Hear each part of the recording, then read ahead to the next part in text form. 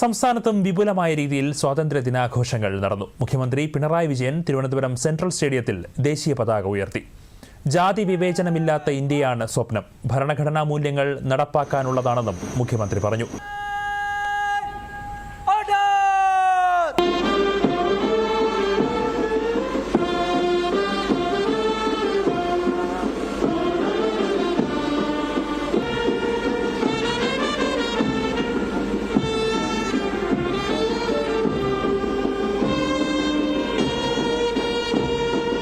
Slow മാർച്ചിലായി വന്ന് ബഹുമാനപ്പെട്ട മുഖ്യമന്ത്രിക്ക് അഭിവാദനമർപ്പിച്ചു.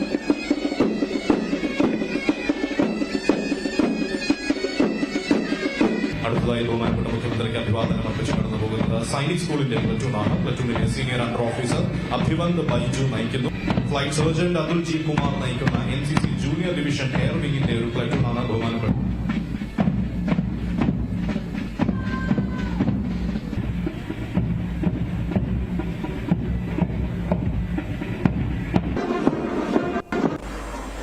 രാജ്യത്തിന്റെ പരമാധികാരത്തിന് നേർക്ക് പുറമേ നിന്ന് സാമ്രാജ്യത്വ ഭീഷണി ഉയരുന്ന ഘട്ടത്തിൽ തന്നെ ജനങ്ങളുടെ ഒരുമയെ ഛിദ്രമാക്കാൻ പോരുന്ന വിപൽക്കരമായ ഭീഷണികൾ അകമേ നിന്നും ഉയരുന്നുണ്ട്.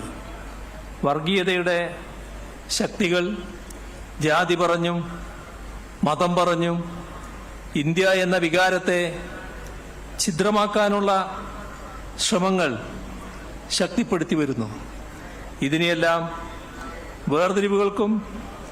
എല്ലാ വേർതിരിവുകൾക്കും അതീതമായി ഒറ്റ മനസ്സായി ചെറുത്തു തോൽപ്പിക്കാൻ നമുക്ക് കഴിയണം.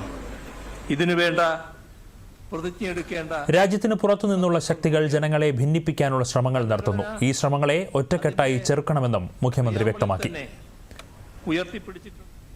ജനങ്ങളുടെ ക്ഷേമവും നാടിന്റെ വികസനവും ഒരുപോലെയാണ് കേരളം മുന്നോട്ട് കൊണ്ടുപോകുന്നതെന്നും മുഖ്യമന്ത്രി കൂട്ടിച്ചേർത്തു.